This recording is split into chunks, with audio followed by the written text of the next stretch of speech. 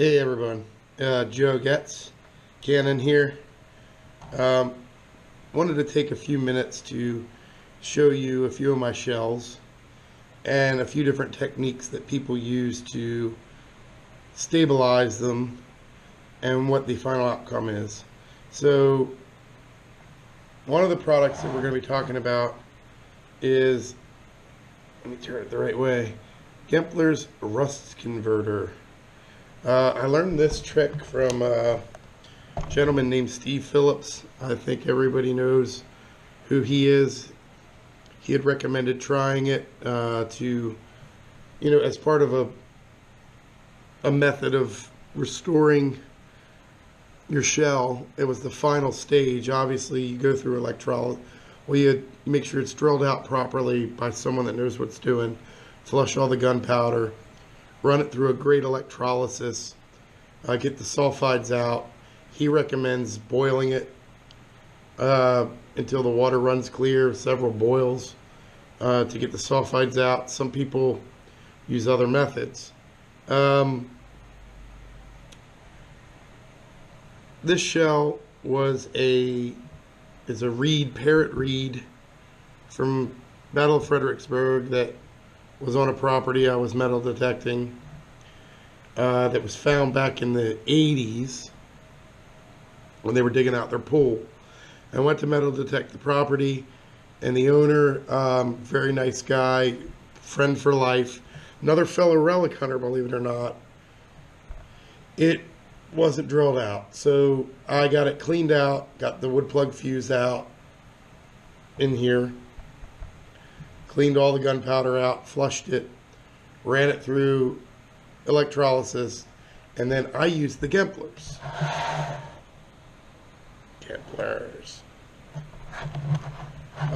And this is what you get with the Gemplers. See if you can. This thing was terrible condition. Just from sitting in the open air, never restored. But it turned out really nice. By the way, this for the reed parrot is a consistent flaw with them chipping off at the base, the way the wrought iron sabot or sabot, depending on how you want to say it, was molded into the shell. This 12-pounder here is a solid shot that I had in my profile pic for a long time. This one also not spray painted. The Gempler's turns it a nice black. I have had it. No rust has come back. So it has been looking good for about a year now.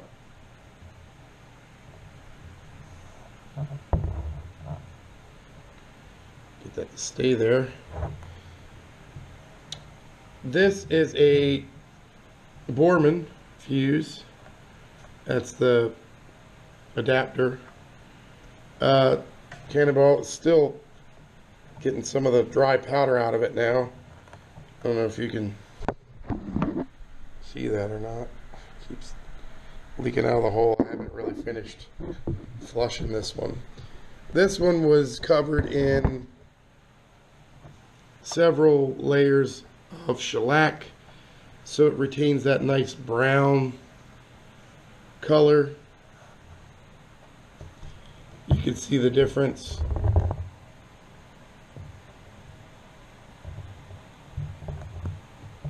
Real black, more of a brown, more of a shininess. And I like that look, and I think it looks good. That one was done by a gentleman named Dennis Cox. He does a really pretty job with them. I think they come out beautiful. This is a Armstrong shell that was dug in, oh, I got Borman's running away. This was dug in Farmville, Virginia. It's one of only 2 locations that there were Armstrong guns. One was in Farmville, Virginia. Lee had one, and the other was in Petersburg. As far as I know, Steve Phillips has one. I have one. And West Point has like 7 or 8. There are a lot of fakes of this on the market. But this one here was actually dug by a very reputable digger in Farmville, the only place it's known. I've got the prominence. And this is a really rare Confederate shell. I am so proud to own this. One of the few shells that I've bought. I paid practically nothing for it compared to probably what it's worth, and it's just a 1 or 2 or 3 of a kind. So I'm really happy to have it. And this one also is in like a shellac.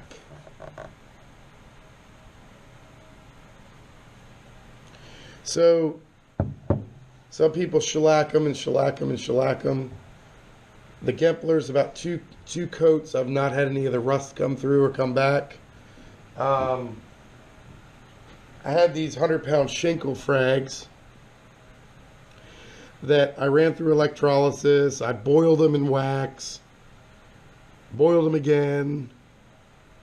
Could not get them to stop rusting. Finally, Gempler's.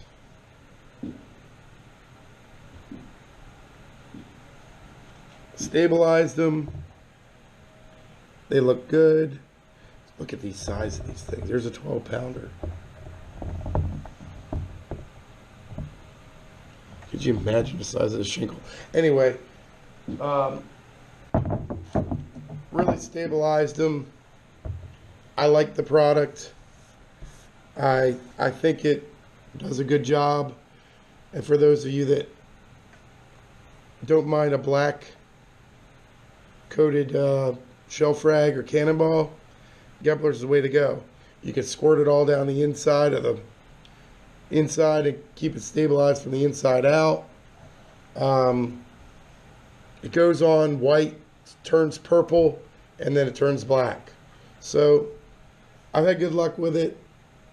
I hope you do too. Thanks for looking at a couple of my shells. I got a bunch more back here. Actually, here's a real nice reed that was done in shellac, and I do love that brown. So sometimes they look really good like this, and they look great. And I think with your solid shots and your big parrots, they look good. Your frags look good black as coal. So it's really a matter of preference. The Gempler's is a pretty good product, along with electrolysis, and I hope it helped you.